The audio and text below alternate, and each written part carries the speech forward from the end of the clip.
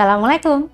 Hai, kembali lagi dengan saya Sarah di sini, dan kalau ketemu Kak Sarah kita akan belajar fisika, betul. Tapi tiap 2 minggu sekali kita akan bahas yang namanya kelas kampus. Kelas kampus. Jadi kita akan ngebahas soal-soal yang berhubungan dengan ujian masuk kuliah, baik itu SBMPTN kah, atau mungkin SIMAK UI kah, atau mungkin soal UGM kah. Pokoknya semuanya yang berhubungan dengan ujian masuk ke universitas. Udah siap? Harus siap. Ayo belajar. Oke. Kalau minggu lalu kita udah bahas SBMPTN kan. Sekarang Kak Sarah mau ganti dikit. Kita ganti jadi bahas soal SIMAK UI ya. Nah, yang pertama kita akan bahas soal SIMAK UI tahun 2016 nomor 25. Kak Sarah lupa ini kode berapa, tapi ini yang tahun 2016 pokoknya ya. Jadi soalnya, di depan sebuah lensa positif diletakkan suatu benda dengan jarak 5 cm. Lensa positif memiliki diameter 40 cm. Suatu lensa yang identik dengan lensa sebelumnya diletakkan pada jarak 0,2 meter. Karakteristik bayangannya adalah A. Nyata, terbalik, dan 2 kali ukuran semula. B. Nyata, tegak, dan setengah kali ukuran semula. C. Nyata, terbalik, dan sama dengan ukuran semula. Atau D. Maya, tegak, dan setengah kali ukuran semula. Atau D. Maya, terbalik, dan sama dengan ukuran semula. Oke, aduh pusing banget ya, ini pilihannya banyak banget ininya. Oke, kita langsung hitung aja dulu ya. Kita tulis nih, tadi yang diketahui itu apa aja sih? Pertama yang diketahui adalah si S-nya, jarak bendanya terhadap lensa yang pertama itu adalah 5 cm. Kita tulis S1 lah ya, berarti karena si jarak benda ke lensa untuk yang lensa pertama. Kemudian kita tahu kalau D, diameter lensa 1 adalah 40 cm. Nah, dari sini kita bisa dapat nih F-nya berapa?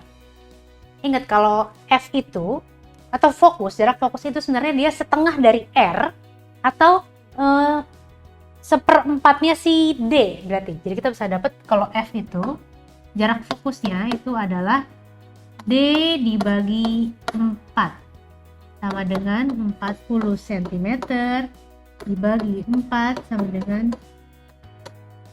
10 cm. Itu untuk yang F-nya ya, jarak fokusnya kita tahu nih. Terus sekarang tadi kan dia ada 2 lensa ya, lensa 1 sama lensa 2. Kita gambarin aja dulu biar nggak pusing ya. Tadi di soalnya kayak gini nih. Ini dia ada lensa yang pertama, ya kan? Miring dong. Oke, ada lensa yang pertama.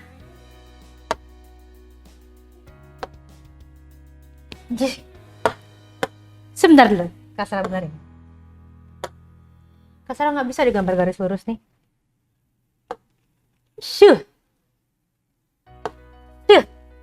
Oke, akhirnya.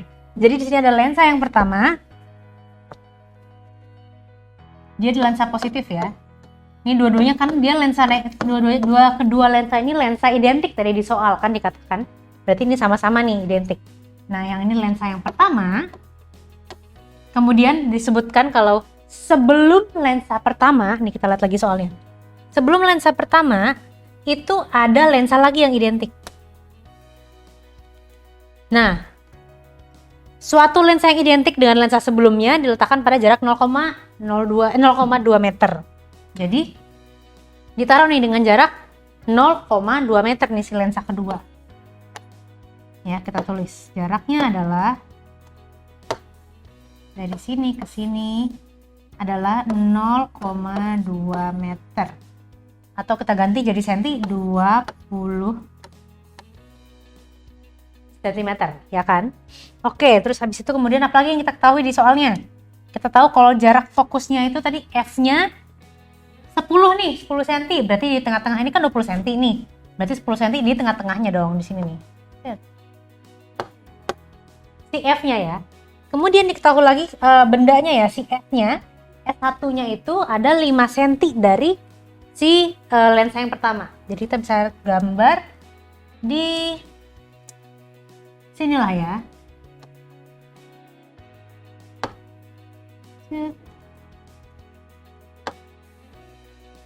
Ini dia jaraknya 5, ini si S1 jaraknya 5 cm dari sini, ya kan? Nih, kira-kira gambarnya kayak gini deh, yang kebentuk. Oke, terus yang ditanya adalah, apa nih? Ini semua data-datanya kita udah tulis ya, data-data yang kita ketahui dari soal, udah ada di sini semuanya. Yang ditanya adalah pembentukan bayangannya, ya bukan? Karakteristik bayangan yang terjadi. Coba lihat, di sini kan dia ada 2 lensa nih. Lensa pertama, ini lensa cembung ya. Ntar dia akan memproyeksikan nih, yang mana ujung-ujungnya pasti bayangan lensa pertama itu akan menjadi benda untuk lensa kedua. Paham ya? Jadi kalau ada 2 lensa di situ, maka bayangan dari lensa yang pertama itu akan menjadi benda untuk lensa yang kedua. Sampai situ paham ya? Berarti kita harus cari dulu nih. Kita tahu si S-nya. Kita tahu titik fokus satu, kita tahu titik fokusnya berapa. Yang kita nggak tahu adalah S aksennya atau bayangannya. Jadi kita hitung dulu. Di sini ya, kita hitung S aksen. Kita mau hitung ini bayangan lensa 1. Bayangan lensa 1. Rumusnya 1/F sama dengan 1/S1. F-nya ini kita nggak usah tulis 1 atau 2-nya ya, karena kan si lensa kedua fokusnya juga sama, karena dia identik. Jadi fokus 1 itu sama dengan fokus 2. Ditambahin 1/S1 aksen. Ini S1 aksen itu adalah bayangan untuk lensa pertama. Oke, sekarang kita kan udah tahu ini semua, kita mau cari si 1/S1 aksen.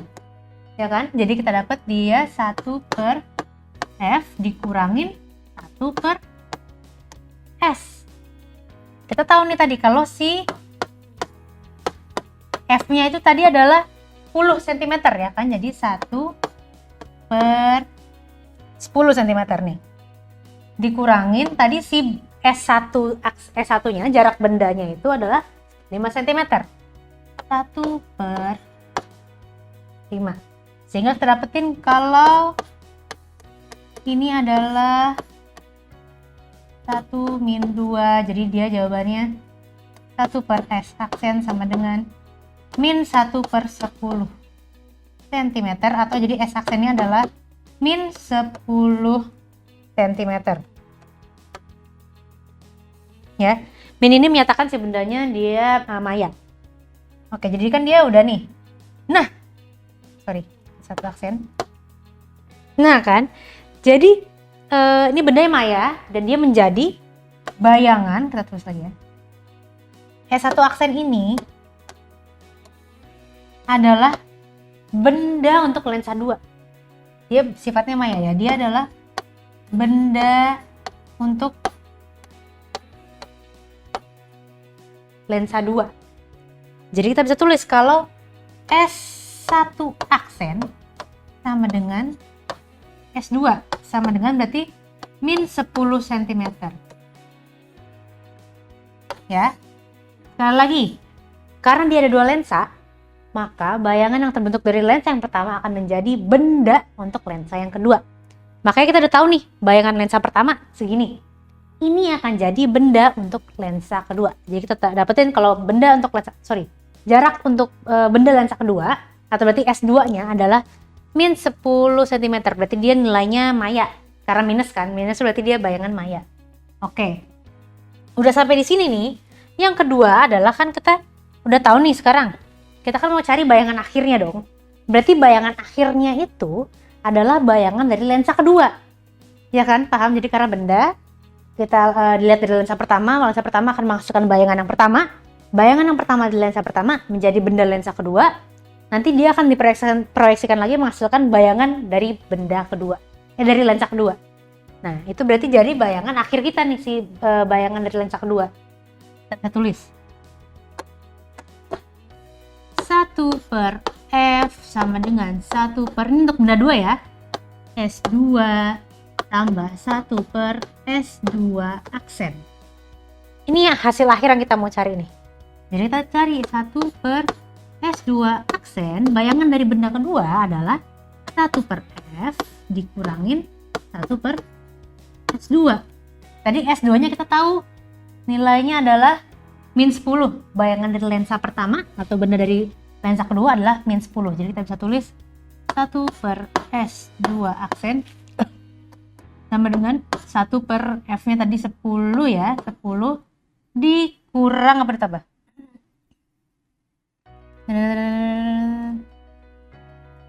Oh ditambah jadinya, ditambah gini nih, dikurang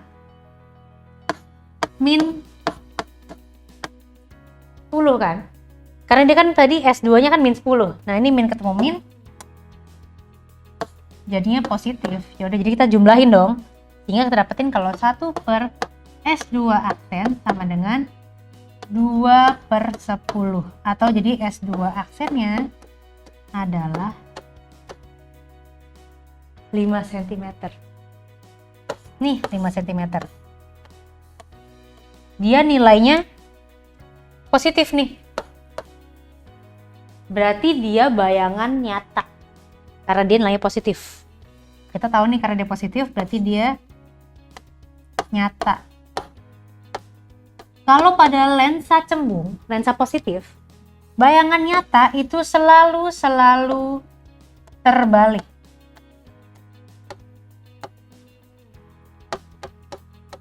Kalau dia bayangan maya di lensa cembung ya, lensa positif, bayangan maya itu selalu tegak. Ingat, kalau bayangan maya di lensa positif itu tegak, kalau bayangan nyata di lensa positif itu selalu terbalik. Jadi kita dapat nih, nyata dan terbalik sifatnya. Tapi ada satu lagi, ukurannya sama apa enggak sama benda awal. Kita tinggal lihat dari perbesaran ini. M sama dengan S aksen per S1 sorry.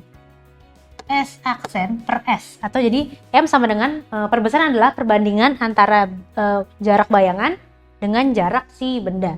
Tapi kan tadi kita udah tahu kalau jarak bayangannya ini adalah bayangan si lensa kedua. Jadi kita tulis S2 aksen dibanding S-nya ini berarti benda yang awal ya, berarti benda 1. S1. Berapakah dia? Kita tahu kalau S2 aksen itu 5 cm. 5 cm.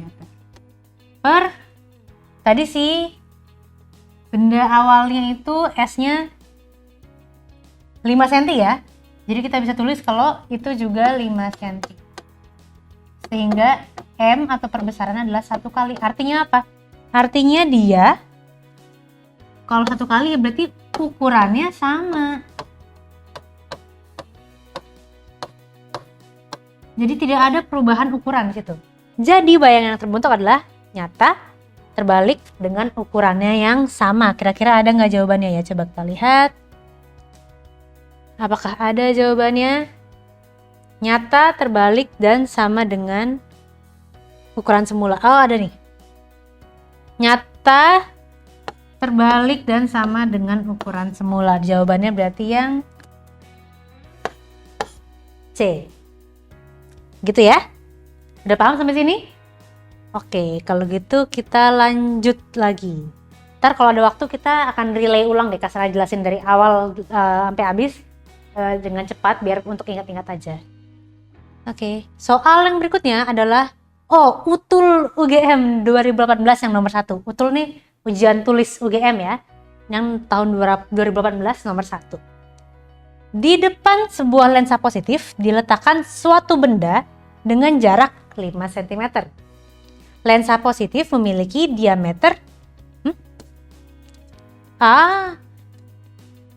ini salah, ini soalnya sama. Kalau gitu ini kalau Kak Sarah nggak salah soalnya tuh gini nih. Oh sebentar. Ada kesalahan di sini. Ini soalnya masih soal yang ini nih, soal yang Shimaku ini. Udah kita skip dulu. Ntar Kak Sarah masukin lagi soalnya karena Kak Sarah kayaknya masih inget deh. Oke, kita bahas sekarang yang ketiga, Shimaku 2019 nomor 6. 2 buah satelit terletak pada posisi geostasioner dengan ketinggian sama. Satelit A memiliki massa 3 kali satelit B. Jika tiba-tiba gravitasi bumi menghilang, kedua satelit akan terlepas dari orbitnya dan bergerak lurus dengan hukum 1 Newton. Satelit akan bergerak lebih jauh adalah mana? Satelit yang akan bergerak lebih jauh adalah satelit A, satelit B, atau keduanya akan bergerak sama jauhnya, atau tidak bisa ditentukan, atau satelit A dan kemudian akan disusul satelit B. Jadi satelit A duluan, terus ntar satelit B nyusul lama-lama jadi sama kecepatannya. Nah, kita langsung bahas dulu aja.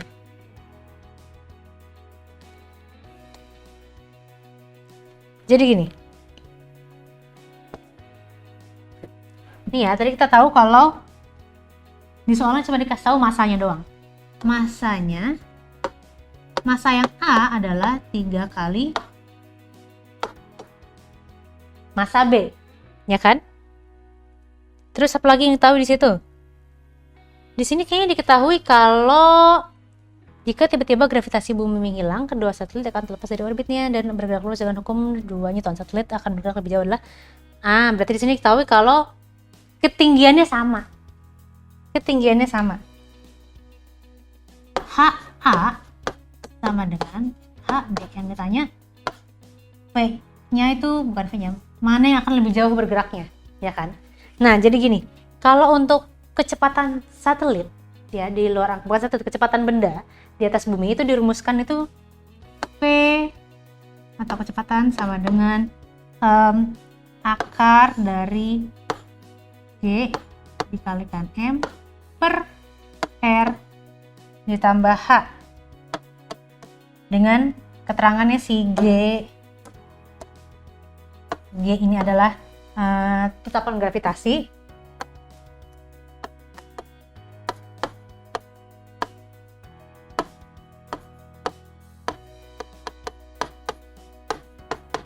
terus yang M ini adalah massa si buminya.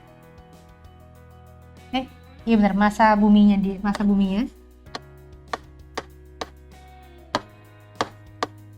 R ini adalah jari-jari bumi.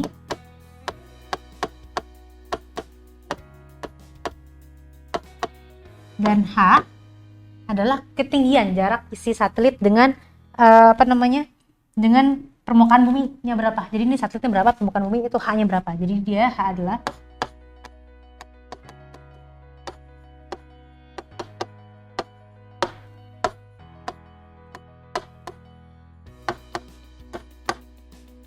yang tanya ketinggian satelitnya kan.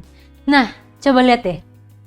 Di sini ada nggak sih massa satelitnya yang ngaruh? Kita tahu kalau massa A itu 3 kali massa B, berarti satelit A itu lebih gede daripada satelit B dengan ketinggian yang sama. Artinya itu nggak ngaruh. Kenapa dia nggak ngaruh? Karena nih, lihat nih, dari rumus kecepatannya ini nggak ada kalau si massa ini ada nih. Jadi massa satelit itu tidak mempengaruhi kecepatan si satelit itu bergerak. Artinya jadi sebenarnya begitu lepas mereka akan bergerak dengan kecepatan yang sama, mereka akan memiliki kejauhan yang sama gitu, karena yang berhubungan cuma H-nya doang nih. Di sini ada diketahui H-nya, ya kan? Yang nyambung tuh justru yang masuk tuh H-nya.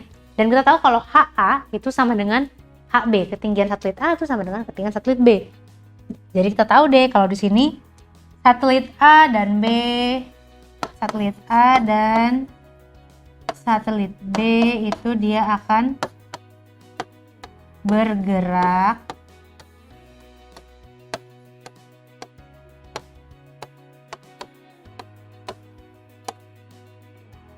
sama jauhnya gitu ya. Ada nggak ya pilihannya? Kita lihat.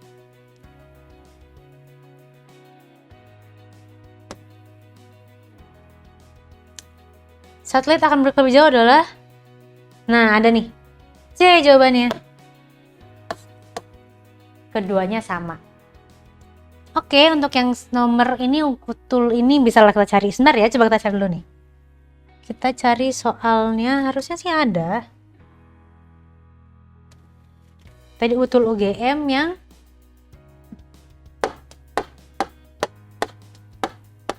tahun 2018 ya.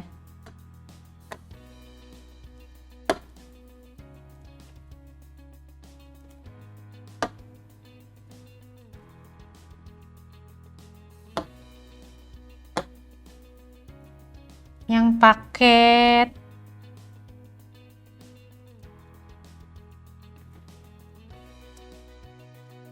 berapa tadi nih?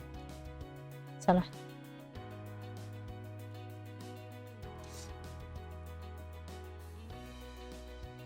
Oh, nggak ada paketnya. Kalau nggak salah nih soalnya nih sebenarnya tentang pegas. Coba kalau kasar inget ya.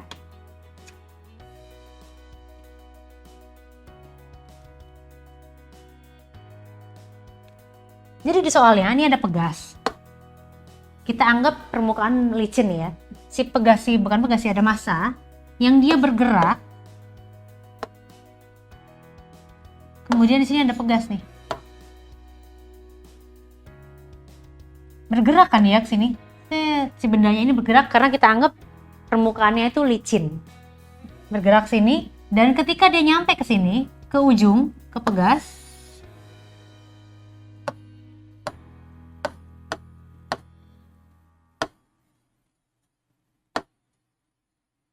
ini kita ganti warnanya biar kelihatan. Nih.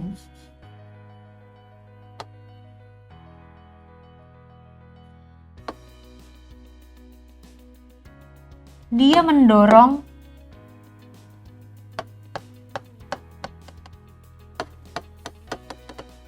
pegas itu sejauh X.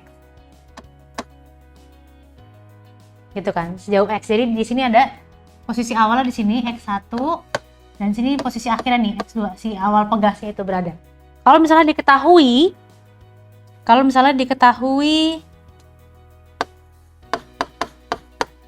EK, energi kinetik si benda ini sama dengan energi potensial pegasnya. Yang ditanya berapakah delta X-nya, berapakah perubahan jarak, bukan perubahan jarak. Ya, delta X perubahan panjang dari si pegasnya, delta X. Berapa nih delta X-nya? Soalnya kayak gitu. Oke, kita kerjain ya. Di sini kita tahu dia kita tulis aja. Berarti kita tahu kan di sini udah EK itu sama dengan EP pegas. EK energi kinetik rumusnya adalah setengah mv kuadrat. Ya kan? Kalau EP pegas atau energi potensial pegas itu dirumuskan dengan setengah K dikalikan delta X kuadrat kalau yang pegas. Oke, udah nih. Kita bisa coret nggak nih? Bisa dong. Dia sama-sama ada setengah. Coret aja nih. Setengah coret. Kita eliminasi. Kita suruh pulang dia. Dieliminasi kan? Jadi kita dapat kalau M P kuadrat sama dengan K delta X kuadrat. Kita dapat berarti si delta X kuadrat itu adalah mv kuadrat per K. Ya kan? Nah, ini kita bisa ini deh. Masih kelihatan nggak ya? Kelihatan lah ya. Sini tambah deh. Delta X kuadrat sama dengan mv kuadrat per K. Ini kita pindahin si kuadratnya. Sehingga kita dapatkan mv kuadrat per K atau delta X sama dengan V. Ini kan yang bisa dikuadratin si V-nya doang kan. V kecepatan V dikalikan akar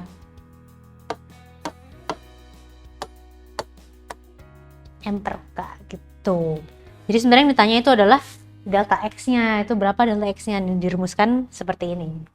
Oke? Coba kita lihat dari yang nomor 1 ya. Kita recap lagi nih.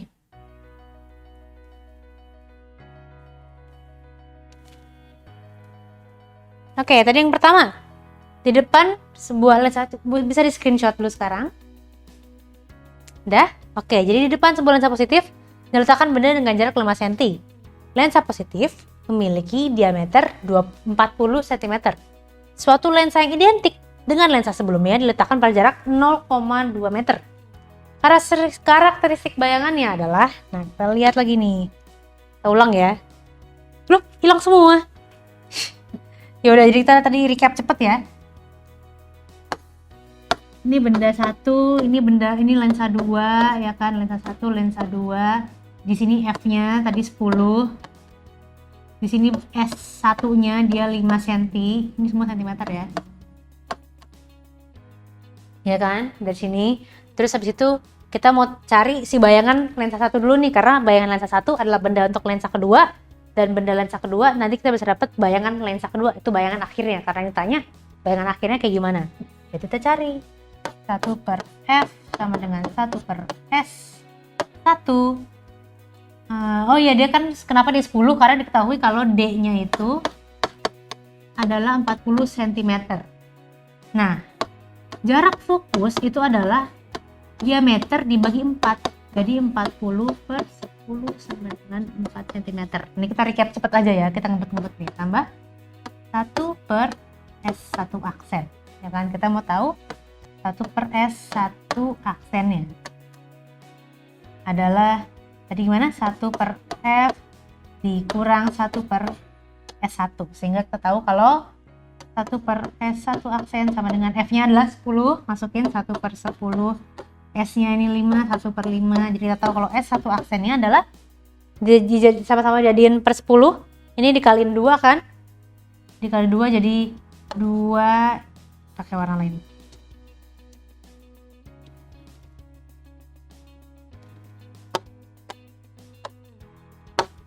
Ini kan jadi 2 per 10 kan. Di yang ini berarti dia dikurangin jadinya min 1 per 10. Ya kan? Nah, min 1 per 10 itu berarti jadi min 10 cm. Nah, minus ini berarti menandakan bayangannya maya. Kalau dia di lensa cembung ya, bayangannya ini berarti sifatnya adalah, kalau bayangan di lensa 1 ya, berarti dia maya. Ingat, kalau dia maya, dia selalu tegak. Berarti maya dan tegak. Ini lensa 1. Oke, kita udah dapat lensa 1 berapa? Tadi ingat kalau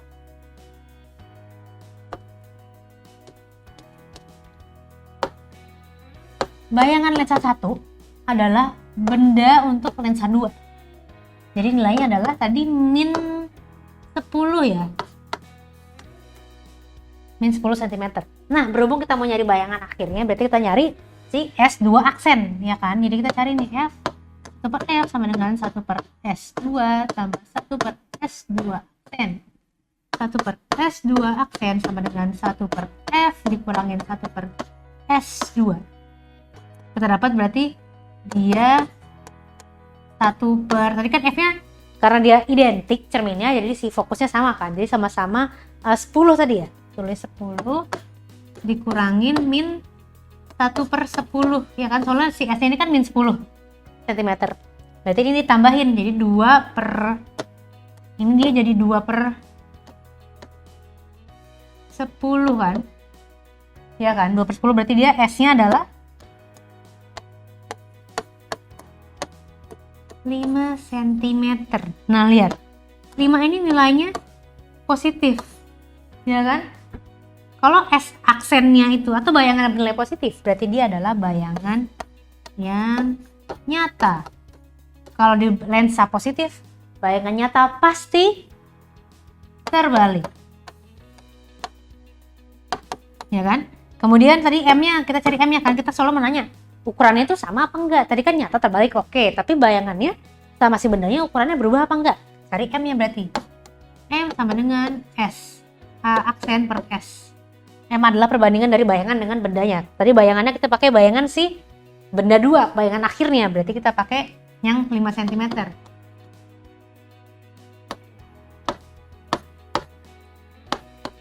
Dibagi sama tadi si jarak bendanya, S-nya juga 5 ya kan? 5 cm. 1 kali. Artinya apa? Artinya dia nggak ada perubahan ukurannya. jadi nyata, terbalik, dan ukurannya.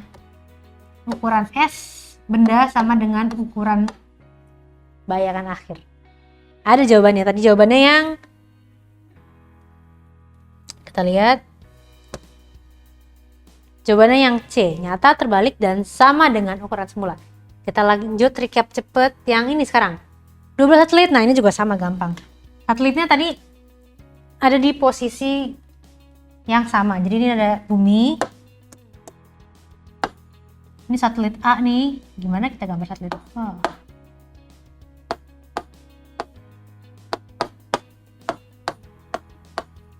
Satelit A-nya.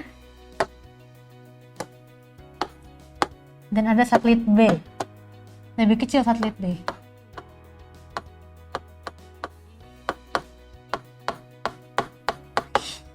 Ini kelihatan nggak gambar satelit ya?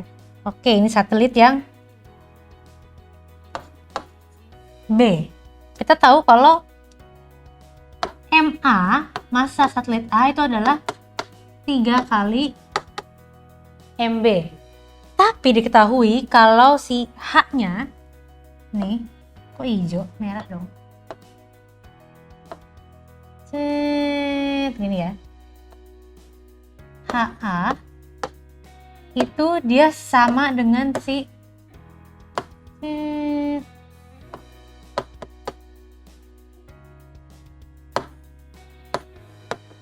HB.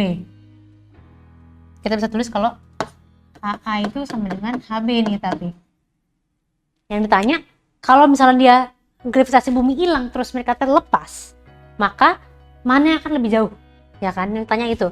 Nah, untuk melihat lebih jauh kan berarti secepat apa dong mereka jalannya, ya nggak sih? Begitu gravitasi hilang, mereka langsung terlepas. Mana yang lebih cepat untuk bergerak sehingga dia makin jauh? Kita tahu tadi udah dibilang kalau rumus kecepatan satelit itu adalah Gm per R tambah H. Dengan G sebagai tetapan gravitasi, M sebagai massa si buminya, R sebagai jari-jari bumi, dan si H ini adalah ketinggiannya, ya kan? Nah, kita tahu kan ketinggiannya sama. H masanya berapa, ukuran masanya sama apa? Enggak ngaruh, karena di V-nya ini nggak ada. Massa satelit itu nggak ngaruh dengan kecepatan satelit. Yang ngaruh adalah si H-nya ini. Berarti kita dapatkan nanti kalau si VA itu sama dengan VB. Jadi kalau kita lihat jawabannya, keduanya akan sama. Dan soal yang terakhir ya, soal yang terakhir ini tadi yang hilang soalnya. Ada benda yang dia meluncur pada permukaan yang licin. Ya. Nih, di sini dan di ujungnya ada pegas. Lihat gitu. Ketika dia meluncur sampai sini, pegasnya jadi kena gaya kan, diberikan gaya sehingga si pegasnya jadi lebih pendek nih dari asalnya, dari aslinya. Nih. Si pegasnya ini berubah. Dia ada delta X-nya. Sekarang kalau misalnya dia licin dan diketahui kalau energi kinetik si benda ini yang bergerak dengan kecepatan nih, itu sama dengan energi potensial si pegasnya, maka berapa sih besar delta X ini? Gitu kan? Soalnya ini ditanya. Udah, berarti kalau kayak begitu kita bisa bilang kalau mana tadi? Udah. Energi kinetik sama dengan energi potensial pegas. Berarti dia setengah mv kuadrat, ya kan? Sama dengan setengah k delta x kuadrat. Ingat tadi kita bisa coret, bisa ini coret-coret. Sehingga kita dapat dia jadi mv kuadrat sama dengan k delta x kuadrat. Ya. Berarti kita dapat nih kalau misalnya kita mau cari delta x-nya, kita tinggal substitusi aja delta x kuadrat sama dengan mv kuadrat per k, ya kan? Sehingga kita dapat kalau si delta x-nya adalah v-nya lupa ini udah kuadrat udah ya. V dikalikan akar m per k. Gitu. Udah paham sampai sini ya?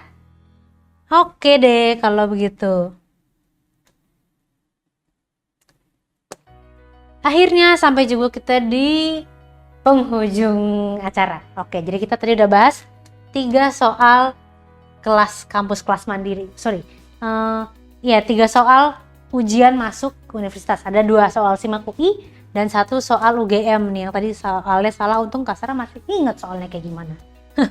Nah, pokoknya jangan lupa setiap 2 minggu sekali kita akan selalu ngebahas ini nih, kelas kampus. Kelas yang ngebahas soal masuk ujian universitas. Setiap 2 minggu sekali untuk fisika ya. Nah, pokoknya ya kalian jangan malas belajar. Jangan pernah malas untuk mencoba. Karena sekarang belajar itu mudah. Ayo belajar. Jangan lupa belajar, karena sekarang belajar itu mudah.